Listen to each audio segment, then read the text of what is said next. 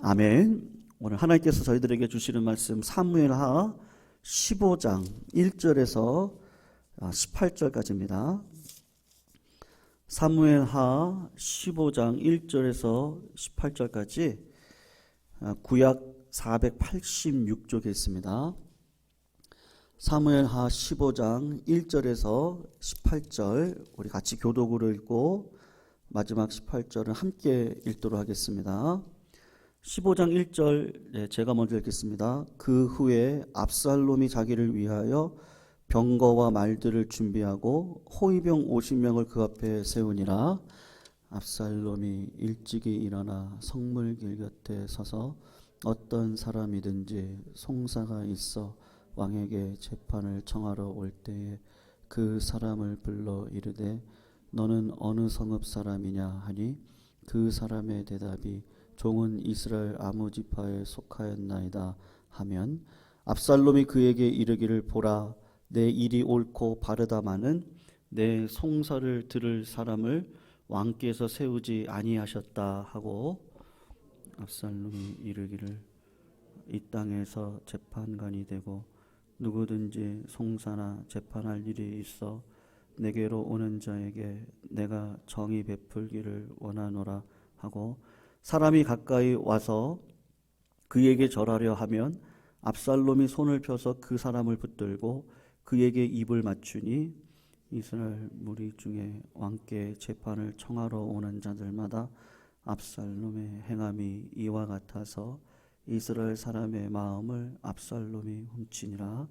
사무엘하 15장 7절 제가 읽습니다. 4년 만에 압살롬이 왕께 아뢰되 내가 여호와께 서원한 것이 있사오니 청하건대 내가 헤브론에 가서 그 서원을 이루게 하소서.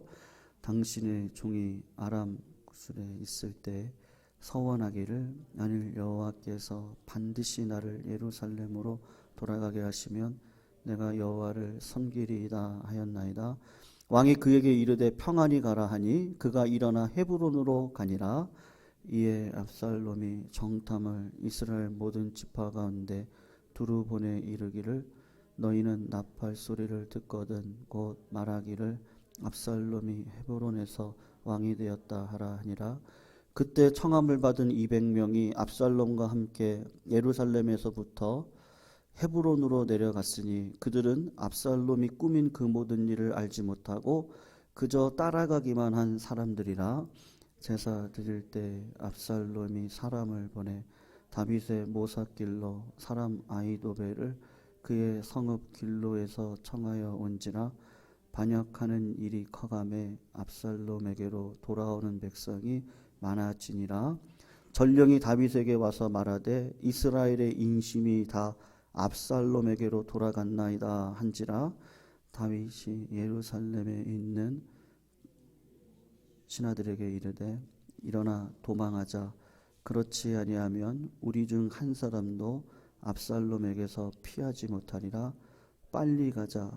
두렵건대 그가 우리를 급히 따라와 우리를 해하고 칼날로 성읍을 칠까 하노라. 왕의 신하들이 왕께 이르되 우리 주 왕께서 하고자 하시는 대로 우리가 행하리이다. 보소서 당신의 종들이니이다 하더라. 왕이 나갈 때에 그의 가족을 다 따르게 하고 후궁 10명을 왕이 남겨두어 왕궁을 지키게 하니라. 왕이 나가매 모든 백성이 다 따라서 벳메르하게 이르러 멈추었으니 같이 읽습니다. 그의 모든 신하들이 그의 곁에 서로 지나가고 모든 그렛 사람과 모든 블렛 사람과 및 왕을 따라 가드에서 온 모든 가드 사람 600명이 왕 앞으로 행진하니라. 아멘. 성도님들, 오늘 우리가 읽었던 본문은요, 이제 드디어 압살롬이 이 반역을 행하는 그런 본문의 말씀입니다. 여러분, 다윗에게 있어서 가장 비참하고 충격적인 일은요, 사울 왕에 쫓길 때가 아닙니다. 이 고난의 때는 오히려 축복의 때고요. 오히려 다윗이 가장 안정적일 때, 인간적으로 보면 안정된 생활을 하고 있을 이때에 아들의 반역을 통해서 도망쳐야 했던 때가 아마 가장 힘들지 않았을까라는 생각을 합니다. 왜냐하면 자기 아들이 반역한다. 그거 아마 절대로 생각하지도 않았을 것이죠.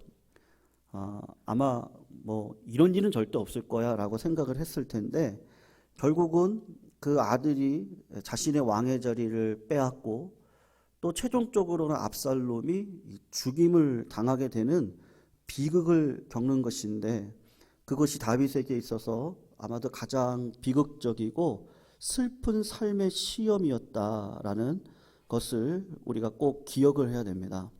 여러분, 분명한 것 하나가 있는데 이런 시험을 미연에 방지할 수 있거든요. 교회가 제가 우리 교회 와서 몇 가지 비전에 대해서 말씀을 전하고 난 다음에 회개에 대해서 참 어떻게 보면은 남사스러운 것이죠.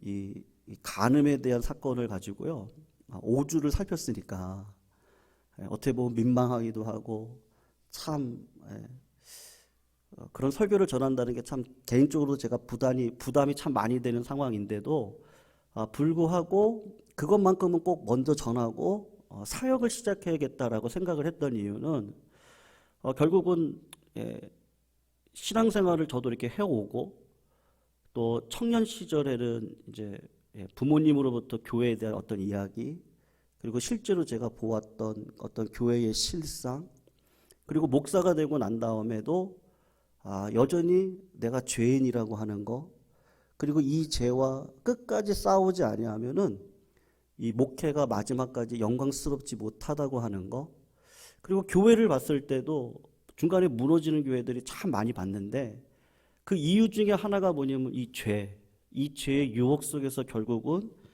교회가 무너지는 모습을 보면서 신자의 최종적인 삶의 목적은 무엇이냐 하면 하나님의 나라와 의를 위해 살아가는 것이죠.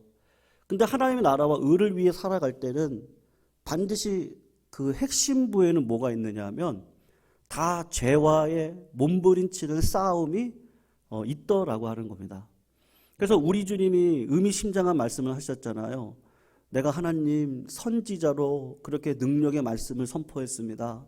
내가 귀신도 쫓아냈고요. 내가 병자도 고쳤습니다. 그럴 때 주님이 하셨던 말씀이 나는 너를 모른다. 모든 것들이 다 은혜로 시작을 할 수 있습니다. 근데 마지막까지 은혜로 끝나는 이 신자의 삶이 정말로 더 중요하다. 그래서 이 죄와의 싸움이 실제적으로 우리가 감당해야 될 최종 목적입니다. 그런데 여러분, 다윗을 보시면 안정적인 때를 지나갑니다. 그러니까 우유부단하게 이 죄에 대한 태도를 다윗이 갖게 되는데 암논이 압살롬의 누이 다말을 욕보였을 때도 아버지로서 정리를 못했습니다. 그리고 압살롬이 암논을 2년 동안 치밀하게 복수를 준비하고 살해할 때도 그때도 아버지로서 훈계와 회개를 이끌어 가야 됨에도 불구하고 그렇게 하지 못했습니다. 그리고 무엇보다도 압살롬의 회개가 없었습니다. 근데 아버지의 그 마음, 아들을 보고 싶어하는 그 마음을 입안의 혀 같은 요압이 딱 건드렸을 때 감정적으로 이 일을 처리해서 압살롬을 데리고 왔습니다. 분명히 요압과 드고와 여인의 꾸민 계략을 영적이었으면 분명히 이걸 깨달았을 텐데 더 인간적인 마음이 많아서 허락을 했습니다. 비록 압살롬을 보고 싶어 예루살렘으로 데려왔다 할지라도 회개하는 작업을 펼쳤었다면 상황은 또 달라졌을 것이죠. 그런데 이 작은 죄, 내 자식이니까 요새 이 내로남불이라는 단어가 이 한국 사회를 흔들고 있더라고요. 미국에서도요, 이 한국 정치의 대표가 내로남불인데 그거를 영어로 표현할 길이 없어서 내로남불이라고 그 영어 알파벳으로 해가지고 이렇게 내로남불 이렇게 하더라고요. 여러분, 우리 신앙이 자칫 잘못하다 보면요 내로남불이 되기가 쉽습니다. 근데 언제 그렇죠? 신앙이 안정적일 때 모든 것들이 잘 되고 있을 때 그러기가 쉽고 그러면 내 안에 있는 죄를 발견하는 것들이 사실은요 쉽지 않습니다. 그래서 늘 하나님 앞에 이 가난하고 애통한 마음을 갖는 게 진짜 복인데, 다윗이 영적인 분별력을 잃어버리고 자식에게 일어났던 이런 큰 죄악을 어떻게 할 수 없는 상황까지 간 것이죠. 결국은 어떤 일이 벌어집니까? 죄의 싹슨 사망인데, 압살롬이 무려 4년 동안 어떻게 아버지 다윗을 향해 이 반역의 깃발을 드는지가 오늘 본문 가운데 명확하게 나오고 있습니다. 여러분, 우리가 꼭 기억을 하셔야 될 것은, 우리는 육신대로 싸움을 하지 않습니다. 그러니까 어떤 사람을 보고 그 사람을 향해서요, 비판의 날을 세운다든지, 또 그 사람을 향해서 직접적으로 싸우려고 우리는 하지 않습니다. 왜냐하면 그 뒤에 악한 권세가 그 사람을 누르고 있기 때문에 그렇죠. 그래서 에베소 말씀을 보면요, 우리의 싸움은 혈과 육에 대한 싸움이 아닙니다. 최종적으로는 마귀가 그 사람을 격동을 시키는 것이고요, 마귀의 유혹에 그 사람이 넘어간 거죠. 그래서 그 유혹으로 말미암아 사단의 계략이 드러나게 되어지는데, 이 사단이 압살롬을 격동을 해서 어떻게 사단의 계략이 드러나는지, 하나님의 뜻을 따르는 영적 분별력을 얻는 그런 좀 귀한 시간이 되었으면 좋겠습니다. 여러분, 목회자도 그렇고요, 제가 존경하는 목사님이 아직도 기억이 납니다. 전도사 시절, 그리고 강도사 시절, 그리고 목사가 될 때까지 늘 저한테 하셨던 말씀이 뭐냐 하면, 목회자는 목마름이 없어야 된다. 그 이야기를 늘 하셨어요. 늘. 그러니까 지겹도록 목마름이 없어야 된다라는 이야기를 하셨습니다. 근데 그 이야기가 맞는 것 같아요. 왜냐하면 신명기를 보면 왕에게 꼭 갖지 말라고 하는 거 3가지가 있지 않습니까? 왕은 여자를 많이 두면 안 됩니다. 그리고 은금을 많이 두면 안 돼요. 그리고 말과 병거를 많이 두면 안 됩니다. 그 말은 뭐죠? 하나님이 밥은 먹여주세요. 옷도 입혀주세요. 삶의 모든 것들을 다 책임져 주실 거예요. 그거를 믿고 인생을 걸어가면 하나님이 목회를 책임지신다는 거거든요. 그러니까 그 목사님의 의도는 전적으로 하나님께 맡기라는 거예요. 만약에 가난하게 되면 그것도 하나님의 뜻이다. 풍족하게 되면 그것도 하나님의 뜻 가운데 있으니까 거기서 목마른 가운데 있으면 안 된다는 거예요. 자꾸 하나님부터 뭘 받으면 그것이 은혜로 받아들이면 되는데, 바리새인과 사두개인처럼 내가 잘했으니까, 내가 기도했으니까, 그렇지 내가 이렇게 했으니까 하나님께서 나에게 주시지, 그러면 또 목마름이 생기잖아요. 그러다 보면 사역자로서, 그리고 신자로서 삶에 파괴력이 강해지죠. 그러니까 사단이 틈틀 수 있는 틈을 주게 되는 것입니다. 여러분, 압살롬이 어떤 목마름이 있습니까? 첫 번째로 보면은 그 목마름을 향해서 달려갈 때 구비하려고 했던 것이 있는데, 하나님께서 하지 말라고 하는 거, 오늘 1절 말씀을 성도님 잠깐 우리 같이 한번 읽어볼게요. 신명기 말씀에 대조해서 은금을 많이 두지도 말고, 여자를 많이 두지도 말고, 말과 병거를 많이 두지도 말라, 그렇게 이야기를 했는데, 압살롬은 뭐라고 어떻게 준비를 하고 있습니까? 우리 15장 1절 잠깐만 읽어볼게요. 읽어보겠습니다. 시작. 그 후에 압살롬이 자기를 위하여 병거와 말들을 준비하고 호위병 50명을 그 앞에 세우고 있습니다. 여러분, 그 후란 언제를 얘기하겠습니까? 다윗과 압살롬이 화해하고 난 다음에 일어나고 있는 후속 사건을 이야기하고 있겠죠. 표면적으로는 거짓 입맞춤을 했어요. 압살롬은 그런 삶에 능한 자인 것 같아요. 그리고 결국은 어떤 목마름이 있었느냐 하면 아버지의 자리를 차지하고 싶은 목마름이 있는 거예요. 여러분, 사람이 3가지를 조심하면 된다 그러죠. 그게 뭐예요? 하나는 성이고, 또 하나는 돈이죠. 또 하나는 이 권력입니다. 이 권력이 얼마나 큰지 권력의 맛을 한번 보면 그 권력으로부터 놓는 것은 정말로 쉽지 않은 것 같아요. 어쨌든 그런 목마름 속에서 압살롬이 했던 일이 무엇이냐 하면 자신을 위해 병거, 말들 50명의 호위병을 두었다라고 말하고 있습니다. 여러분, 호위병을 둔다는 것은 이방의 왕들이 자신의 그 강한 권세, 화려한 영화를 나타내는 거잖아요. 나를 따라다닌 사람이 이렇게 많아. 그것을 보여주는 건데 하나님께서는 그런 일을 하지 말라고 이야기를 했습니다. 그런데도 압살롬은 지금 마음속에 어떤 목마름이 있는 거예요? 하나님의 나라와 의를 위한 목마름이 아니라 내가 뭘 먹지, 뭘 마시지, 무엇을 입을까? 그런 것에 관심을 두고 살아가고 있는 그 삶의 형태를 보고 있는 것이죠. 여러분, 사단은 하나님의 말씀에 순종하여 살아가는 삶의 방법에 대해서 이렇게 속삭일 때가 많습니다. 야, 초라해 보이지 않니? 채통도 없는 것 같고 시대에 뒤떨어진 것 같고 시대의 변화를 쫓아서 좀 더 실용적이고 효율적으로 살아야 되지 않냐.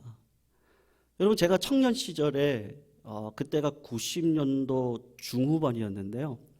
한국 교회에 열린 예배라고 하는 것들이 이렇게 급속적으로 돌아왔었던 때가 있었습니다.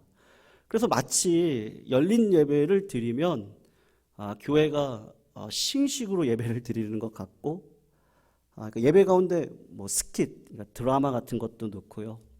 방송으로 이렇게 방송으로 편집을 해가지고 아름다운 장면도 넣고, 또 중간에 간증도 들어가고, 찬양도 CCM으로, 그러니까 11시 예배를 그렇게 한번 드려보자. 그런 일들이 있어서 뭐 한참 논쟁을 벌였던 적이 있었는데, 결국 지내놓고 보면 성도님들 어떠세요? 그냥 구간이 명간입니다. 왜 교회가 고민하지 않았겠어요? 종교개혁을 시절로부터 그때가 1600, 1700년도니까 그 해를 기점으로 해서 수백 년 동안 많은 사람들이 고민했을 겁니다. 그런데도 불구하고 예배의 형식을 만들고 이 예배 형식 위에서 말씀을 그리고 기도의 삶을 그리고 결국은 내 자신을 돌아보고 길을 걸어가는 것이 좋다라고 생각을 한 거죠. 여러분, 열린 예배가 들어옴으로써 어떤 일이 벌어졌습니까? 말씀의 질이 급격하게 떨어졌습니다. 그러니까 성도님들, 말씀을 알아가는 일에 최선을 다하시기를 주님의 이름으로 축원합니다. 그 일은 꼭 하셔야 돼요. 그건 목회자에게 맡길 게 아니에요. 목사님은 나를 위해서 기도해 주시고 저는 열심히 살게요. 이거 틀린 말이에요. 목사님이 주시는 말씀 그대로 순종하는 거 맞습니다. 그런데 공부를 하셔야 되거든요. 그러니까 말씀의 질이 뚝 떨어지니까 어떤 교회를 가도 어떤 설교를 들어도 다 똑같은 거예요. 다 똑같고 거기서 거기고. 그러니까 목회자가 또 너무 바빠요. 교회의 성장에다가 초점을 두니까 이 삶의 열매를 놓고 우리가 고민을 해야 되는데 그렇지 않다 보니까 교회가 성숙하지 못하고 오히려 지금 시간이 지내놓고 여러분, 제가 객관적으로 미국 유학 시절에 많은 교단의 목사님들을 만나지 않습니까? 근데 이 고신교단이 그 교육부에서 낸 책이 있는데요. 제가 보고 깜짝 놀랐습니다. 얼마나 책이 좋은지. 고신교단이 조금은 구태의연한 것 같고 했어도 많은 교회들이 짬뽕이 돼가지고 교회 성장을 위해서는요, 열린 예배도 들어오고 뭐 경배와 찬양도 나쁘다는 말씀은 아닙니다. 근데 그걸 적절하게 사용을 해야 되는데 세상에 물결이 들어오다 보니까 교회의 그 순 정도가, 그러니까는 그 점근과 같이 99.9%, 100%의 그런 순도를 갖춰야 되는 교회가 어느 순간 포인트가 구도자에게 맞춰지다 보니까 마치 우리는 구원받은 백성이니까 여기서 끝나고 예수 믿지 않는 저 구도자들을 위해서 교회 안에 흥미를 갖기 위해서 연극도 해야 돼. 조금 더 쉬운 찬양도 해야 돼. 그러다 보니까 교회의 질이 확 낮아지게 되었거든요. 여러분, 이런 모든 것들이 이단은 아닙니다만 그럼에도 불구하고 이 사악한 이 사단의 전략이다라고 할 수가 있습니다. 그냥 한 명이 정말로 성령이 충만하면요, 그리고 삶의 진정한 변화가 있으면 그때부터 하나님께서 생명력으로 교회를 반드시 살려주실 줄로 믿습니다. 중요한 건 뭐예요? 나 하나입니다. 나 하나. 내가 목사인 제가 잘하면 됩니다. 우리 성도님들이 있는 자리에서 말씀의 순결도를 높이고 정직하게 삶을 살아가면 되는 것이죠. 근데 그렇지 않으면 꼭 어디에다가 포인트를 둬요? 자꾸 외모에다가 포인트를 두기 시작을 하는 거예요. 그게 마귀 전략입니다.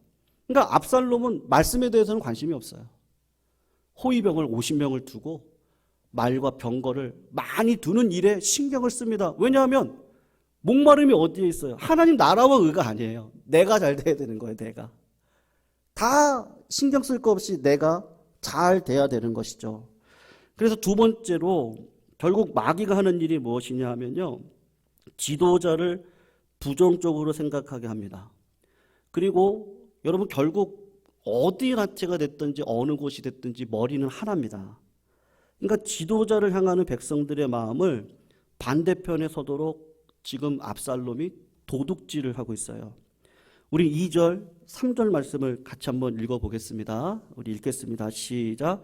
압살롬이 일찍이 일어나 성문 길 곁에 서서 어떤 사람이든지 송사가 있어 왕에게 재판을 청하러 올 때에 그 사람을 불러 이르되 너는 어느 성읍 사람이냐 하니 그 사람의 대답이 종은 이스라엘 아무 지파에 속하였나이다 하면 압살롬이 그에게 이르기를 보라 내 일이 옳고 바르다마는 내 송사를 들을 사람을 왕께서 세우지 아니하셨다 하고, 여러분 지금 우리가 읽었던 2절 3절 말씀은 압살롬이 송사에 관한 내용을 들어보기도 전에 어떻게 하고 있습니까? 지금 사법적인 판단을 본인이 내려주고 있습니다. 정상적인 재판 과정이 있는데 재판관의 자격이 없는데도 일찍이 일어나서 백성들이 왕이 세운 재판관에게 가기도 전에 자신이 재판을 해주고 있는 모습을 발견하게 되는데, 여러분 압살롬이 했던 일이 뭐예요? 왕이 세운 재판관에게 재판을 받으러 오는 백성들에게 무조건 유리하게 말을 해주는 거예요. 그들의 마음을 살 뿐만 아니라 상대방이 어떤 마음을 갖게 하는 거죠? 은연중에 다윗 왕에 대해서 이 불평할 수 있는 여지를 조성을 합니다. 그래서 압살롬이 그에게 이르되 3절을 보세요. 내 일이 옳다, 바르다. 네가 하는 거 발라.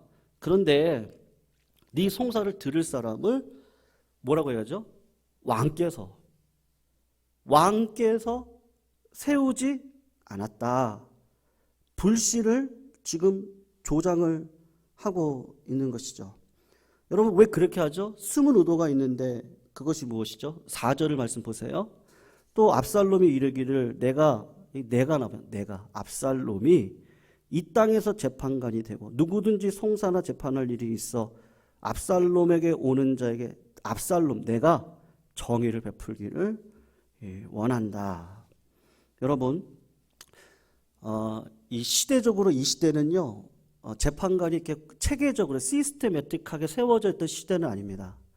여호사밧 때 이스라엘 나라가 그때 이 재판관의 제도가 정확하게 세워지게 되는데, 압살롬이 지금 뭐라고 이야기하냐면 그 시스템의 허약한 점을 이용을 해서 내가 재판관이다. 그리고 내가 너희들에게 정의를 베풀 수 있는 사람이다. 그렇게 이야기를 하는데 딱 사람들이 딱 보니까 어때요? 사람은 외모를 보니까 준수한 외모에다가 아유 말하고 병거가 왜 이렇게 많아요? 거기다가 호위병이 50명이에요. 그러니까 홀딱 빠지기 좋죠. 왕의 거기다 아들이잖아요. 그러니까 그 관계를 모르는 사람들은 왕이 압살롬을 차기 왕으로 세우려고 하나 보다, 그렇게 생각을 했을 것이 분명하지 않겠습니까? 결국은 어떻게 돼요? 압살롬의 목마름이었던 이 왕, 내가 꼭 왕이 돼보겠다고 하는 목마름을 결국은 이루는데 6절을 보세요. 이스라엘 무리 중에 왕께 재판을 청하러 오는 자들마다 압살롬의 행함이 이와 같아서 이스라엘 사람들의 마음을 누가 훔쳤다 그러죠? 압살롬이 훔쳤다라고 이야기를 하고 있습니다. 여러분 자세히 보세요. 2절을 보면 백성들에게 관심을 보여요. 그리고 3절을 보면 현 정부의 무능을 비판해요. 그리고 4절을 보면 약자를 동정해요. 그리고 5절을 보면 애정을 보여요. 근데 그 모든 일들이 다 뭐를 위한 거예요? 하나님의 나라를 위한 게 아니에요. 교회를 위한 게 아니고 들어가서 보니까 자기를 위한 거네, 자기를. 이 권력력이 얼마나 큰지, 이 왕이 되면 얼마나 권력이 큽니까? 뭐 돈은 따라오는 거고요. 다 따라오죠. 권력만 있으면요. 앞에 두 가지는 다 따라옵니다. 그러니까 압살롬에게 있어서의 목마름은 결국은 이 권력욕이죠. 여러분, 우리가 조심할 일이 있습니다. 신앙생활 하면서. 저도 이것에 대해서는 철저하게 조심을 하는데요. 이 제자 훈련이 한국 교회 가운데 많이, 지금은 많이 조금 쇠퇴했습니다만, 한때 제자 훈련하면 교회가 부흥 성장할 것처럼 얘기했던 시절이 있었습니다. 그런데 그때 오류 중에 하나가 뭐였냐면 자꾸 내 제자를 만들어요. 내 제자를. 예수의 제자를 만들어야 되는데, 근데 사람은 그럴 수밖에 없어요. 자꾸 이야기를 하고 하다 보면요, 그 사람 말이 맞는 것 같거든요. 그리고 그 사람만큼 훌륭한 사람이 없는 것처럼 보입니다. 결국은 어디에서 분기점이 딱 드러나냐면요, 성경 말씀에 보면 우리 주변에 어려운 사람들이 있습니다. 이번 주 금요일 날, 지난주 금요일 날 설교를 하려고 했던 부분인데 난간을 만들려고 하는 부분이 있거든요. 여러분, 책임은 난간을 만드는 것까지만 우리가 해야 돼요. 난간을 만드는 것까지만. 구약시대에 과부가 있습니다. 고아가 있습니다. 우리가 책임을 어디까지 져야 돼요? 가족들이 있으면요, 가족들에게 책임을 지어야 돼요. 우리가 할 수 있는 건 한계가 있습니다. 우리가 신앙적으로 다른 사람의 문제를 도와줄 때 철저하게 어느 방식으로 가야 되면 스스로 일어설 수 있도록 해줘야 됩니다. 그러니까 성경적인 방식은 뭐냐 하면 지나치게 저를 의존하게 하는 거는 되면 안 돼요. 똑같습니다. 우리 성도님들께서도 교회 안에서 어떤 일을 처리해 가실 때 지나치게 나를 의지하게 하면 안 돼요. 그러니까 어떤 분을 도울 때도 가족이 있으면 가족들이 할 수 있도록 자꾸 이렇게 유도를 하셔야 됩니다. 그렇지 않고 그 선을 넘어가는 이유는 왜 그런 거예요? 하나밖에 없어요. 내 편 만들려고 그러는 거예요. 내 편 만들려고. 교회가 얼마나 그런 일들이 많이 있는지 모릅니다. 여러분, 압살롬이 다른 사람의 어려움을 자기가 책임지겠대요. 내가 정의롭게 할 거래요. 여러분, 누가 누구를 책임집니까? 어제 월요일 날도 노회를 다녀오면서 몰로 목사님께서 저한테 그런 얘기를 하시더라고요. 이 목사 사람 믿지 말라고. 네. 근데 저도 제가 경험하면서 사람 안 믿거든요, 제가. 네. 그냥 원칙대로 합니다. 그게 가장 교회를 시간적으로 보면 그게 교회를 가장 굳건하게 세우는 거, 단단하게 세우는 거더라고요. 뭐 수많은 사람들을 저도 만나고 수많은 상황들을 저도 경험을 했기 때문에 사람은 믿을 존재가 아니라 사랑의 존재지, 믿는다 그거는 솔직한 마음으로 없습니다. 그냥 사랑의 대상인 것이죠. 그런데 사랑의 대상임에도 불구하고 우리가 나에게 의존하게 하고 나의 돌봄 아래 자꾸 묶어두려고 그러면 반드시 선을 넘어가는 일들이 벌어지게 되는 것이죠. 여러분, 사단은 사람의 마음을 도둑질하는 데 명수입니다. 그래서 교회를 이간질시킬 때 이런 방식으로 이간질시키죠. 가정도 마찬가지입니다. 여러분, 제가 청년부를 담임한 시절에요, 그 교회 담임 목사님께서 정치적인 성향이 강하셨어요. 그래서 청년부가 막 제가 갔을 때가 한 15에서 한 25 사이로 왔다 갔다 했었거든요. 근데 하나님께서 은혜를 주셔서 정말로 뭐 한 4-5배 이렇게 부흥을 하나님이 시켜주셨습니다. 물론 뭐 헌신도 많이 했어요. 뭐 이렇게 새벽 기도 나와서 집에 12시 넘어서 12시 전에 들어간 날이 그렇게 많지 않았습니다. 그러니까 거의 왼종일 청년들을 보듬고 살피느라고 그 일들을 행했는데, 그러다 보니까 어떤 일이 일어났었냐 하면은 청년들 중에 몇 명이 저한테 와가지고 담임 목사님에 대한 이야기를 하는 거예요. 목사님께서 뭐 정치적인 성향이 너무 강하고 그 정치적인 성향 때문에 청년들의 마음이 흔들리고, 그리고 청년부 예배가 이렇게 커지다 보니까 따로 예배를 드렸어요. 2부 예배를, 2부가 11시 예배라면 3부 예배를 청년부 예배로 드렸습니다. 근데 그 청년들이 어떤 현상이 벌어지냐면, 아니 11시 예배를 참여를 안 하고 청년부 예배로만 오는 거예요. 여러분, 목사 입장에서 어떻게 해야 되죠? 제가 고민을 많이 했거든요. 저한테 와가지고 부정적인 이야기를 하고, 근데 제가 가지고 있는 경험은 교회가요, 부목사님이 잘 하셔가지고요, 성도들의 마음이 갈라지는 경우가 있습니다. 그래서 개척을 해서 나갑니다. 그럼 참 신기해요. 100이면 100% 다 그 교회가 성장을 못해요. 왜 그런지 아세요? 부목사님이 좋아서 부목사님하고 나갔는데, 나가서 보면 사람이잖아요. 똑같아요. 담임을 경험해보지 않은 부목사님이시거든요. 그러니까 한계가 있습니다. 그러니까 뭐 견문이라고 한다든지 여러 가지를 보는 그 연단의 그 시간이 짧아요. 그러니까 결국은 어떻게 되냐면, 교회를 쪼개가지고 나간 교회는 절대로 잘 되는 법이 한 번도 없었습니다. 그런 법이 거의 없어요. 거의 다 거기서 다 멈추고, 그러니까 악하게 나간 경우죠. 그런 경우들이 많거든요. 그때 하나님께서 이런저런 것들을 다 생각나게 하시더라고요. 제가 했던 일이, 지혜를 주셔서 그런 건데, 청년 선생님들한테 그렇게 이야기를 했어요. 꼭 11시 예배는 꼭 참여를 해라. 청년부 예배가 중심이 아니다.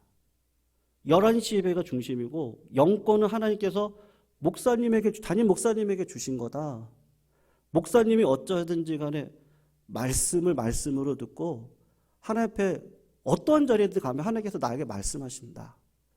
그래서 11시 예배 참석하자고 청년부 예배 오는 친구들은 단 한 명도 없게 해야 된다. 리더들한테도 이야기를 하고, 교회 체계를 그렇게 세워갔던 적이 있었습니다. 만약에 그렇지 않았다면 어떻게 됐을까요?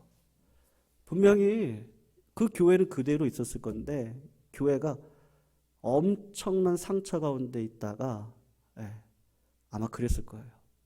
근데 나중 시간을 지내놓고 보니까 오히려 청년들이 이 교회의 어떤 체계, 아니 우리 어르신들이 없이 어떻게 교회가 세워집니까? 그리고 어떻게 젊은이들만으로 할 수 있습니까? 가지가 어떻게 그 몸뚱아리에서 뛰어나와 가지고요, 내가 어떻게 열매 맺겠다고 할 수 있나요? 그럴 수가 없는 거죠. 지도자들을 은근히 비판을 하고 교회 공동체의 마음을 이리저리로 분열을 시키는 게 이 마귀의 이 전략인 것이죠. 여러분, 결국은 똑같이 예배를 드리고 있는 거예요. 똑같이 하나님의 이름을 부르고 있습니다. 근데 압살롬의 마음은 뭐예요? 내가 왕이 되고 싶은 거죠. 내가 왕이 되고 싶은 거예요.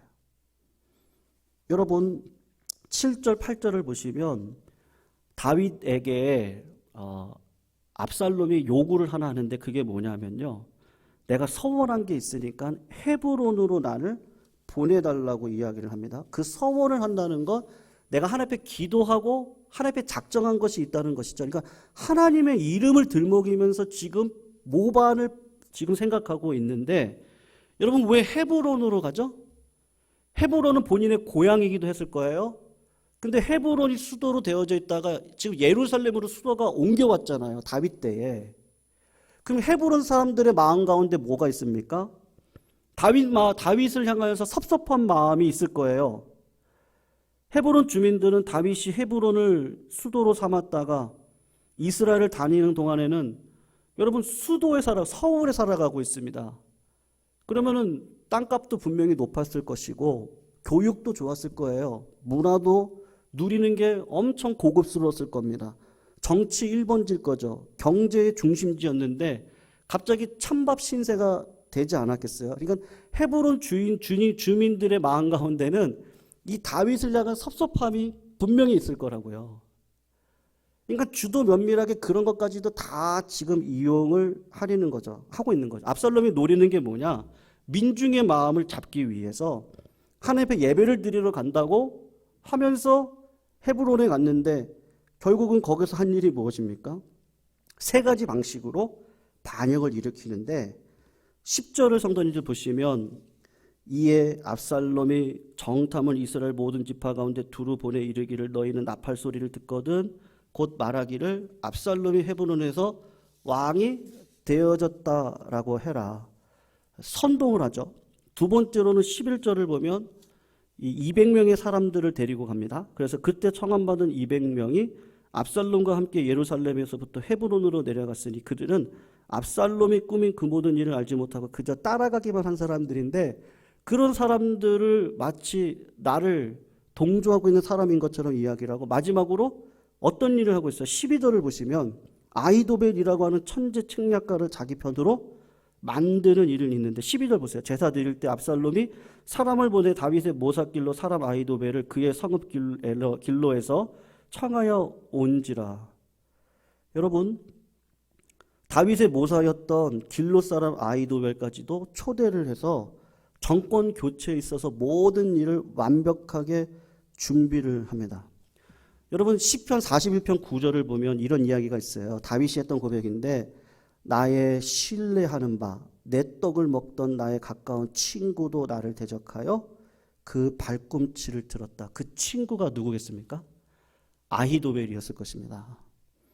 여러분 압살롬이 이스라엘 백성들로부터 선풍적인 인기를 얻고 있기 때문에 압살롬의 반역을 지지하는 세력들이 급속하게 많아지고 결국은 13절에 있는 말씀과 같이 모든 사람들의 마음이 다 어디로 갔어요? 압살롬에게 갔죠. 왜 이렇게 됐습니까? 결국은 이 죄의 문제입니다. 죄의 문제. 제가 처음에 죄에 대해서 말씀을 드렸는데 마지막 결론도 이 죄의 문제를 가지고 결론을 내리고 싶습니다. 사단을 이길 수 있는 길은 뭐죠? 우리 주님이 성령에 이끌려서 광야로 들어가시고 마귀가 세 가지 시험을 하잖아요. 첫 번째 시험이 뭐였어요? 돌을 떡으로 만들라는 거였잖아요. 나중에 마태복음이나 말씀을 전할 때 이 본문을 제가 조금 더 자세하게 살피려고 하는데 여러분 우리 주님은 그런 능력이 있었습니다. 근데 그 능력을 쓰지 않았어요. 마귀가 어떤 마음을 들춰낸 거죠? 우리의 진짜 왕이신 하나님을 향해서 불평하게 하는데 압살롬이 썼던 거랑 똑같아요. 야, 너 하나님의 아들이라며. 너 그런 능력이 있잖아. 하나님의 아들인데 어떻게 40일을 굶길 수 있어? 성령에 이끌려서 굶주림 받았으니까요. 왜 고난이 있어? 믿는 사람에게 왜 이런 고난이 있어야 돼? 네가 한번 계획해봐. 너 할 수 있잖아. 그 하나님을 향한 불평의 마음을 첫 번째 시험 속에 준 거거든요. 그러니까 시험하지 말라고 이야기를 하는 거예요. 두 번째는 뭐예요? 똑같아요. 압살롬하고. 압살롬이 말씀을 가지고 내가 하나님 앞에 서원했어요. 내 하나님 앞에 예배 드려야 돼요. 모양은 하나님에 대한 예배입니다. 성전 꼭대기에 데려가서 예수님 보고 뛰어내리라는 거죠. 왜 그래요? 성경 말씀 시편에 보니까 이런 말씀이 있네. 메시아가 뛰어내리면 천사가 밑에서 다 잡아준다 그러네. 그 말씀이 있네. 그 말씀이 있으니까 말씀대로 한번 해봐. 근데 어떤 말씀도 있어요.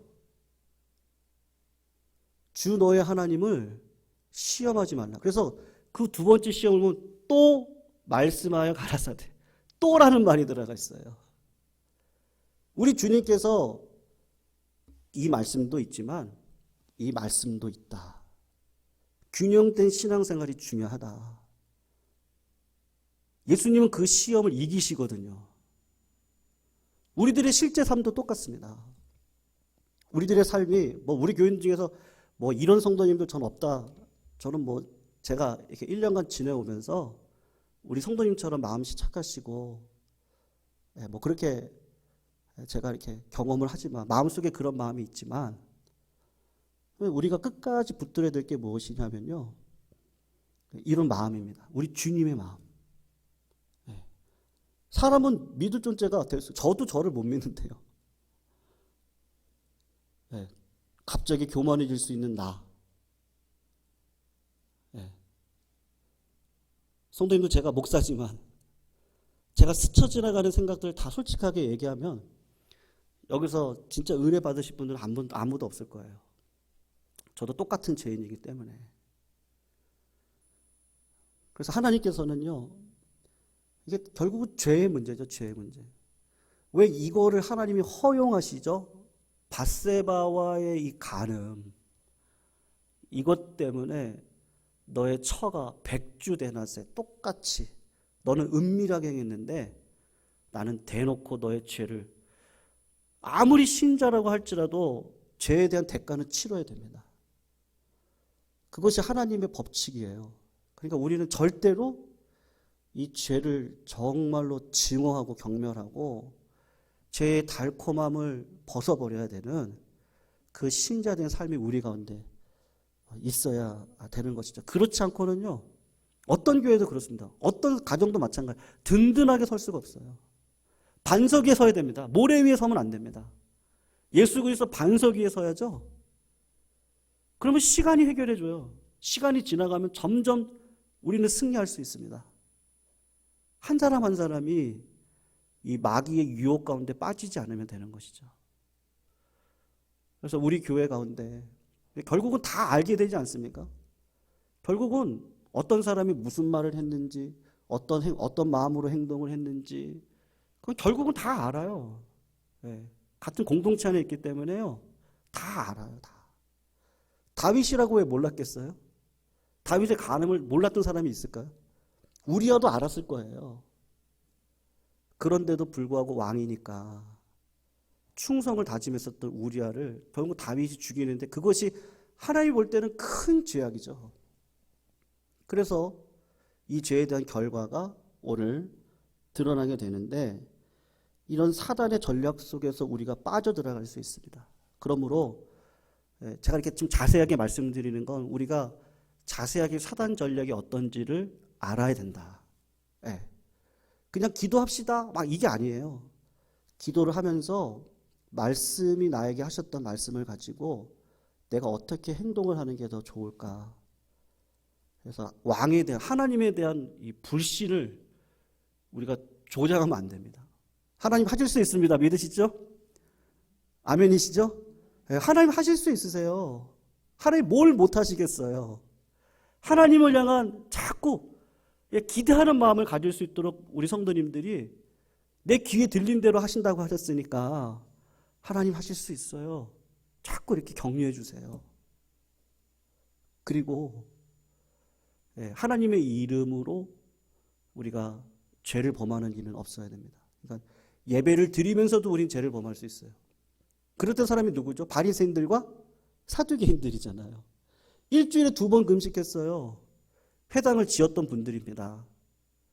그리고 예배를 정말 잘 드렸던 분들이고 말씀을 날마다 외웠던 분들이죠. 그런데도 불구하고 하나의 말씀만 붙들었는데 뭐만 붙들었어요? 구약만 붙들었죠. 구약만. 하나님이 내 민족만 축복하셔. 하나님은 자꾸 이방인에게도 얘기를 하셨는데, 이방에게도 복음이 증거된다고 얘기하셨는데, 예배는 붙들고 착한 일을 행하시는데 마음 안에는 자꾸 반쪽짜리 생각만 가지고 살아가니까 주님이 오셔서 가장 많이 혼냈던 사람이 누구예요? 어떻게 보면 참 안 됐어요. 바리새인들과 사두개인들만 이렇게 막 혼내시는 거예요. 반쪽짜리 마음만 갖고 살아가니까. 하나님이 이 말씀도 하셨으면요, 이 말씀도 있는 거죠. 하나님께서 나를 잡아주시는 건 맞죠. 근데 고난도 우리들에게 있을 수도 있고, 하나님을 전적으로 신뢰하고 걸어가는 그 균형 속에서 하나님이 내 삶을 끌어가십니다. 그래서 압살롬과 같은 일들이 사단마귀가 절대 우리 성도님들의 가정 가운데, 우리 교회 가운데, 이 나라 가운데 절대로 침투하지 못하도록 깨끗한 그릇으로 오늘도 우리 모두가 서 있어야 될 줄로 믿습니다. 그래서 우리가 진짜 고민 많이 해야 됩니다. 상황 속에서 그 해결 방법은 다 틀리기 때문에요. 정답이 없더라고요. 그때 내가 말씀을 의지해서 걸어가는 거, 그것이 가장 하나님이 기뻐하시는 일인 줄로 믿습니다. 우리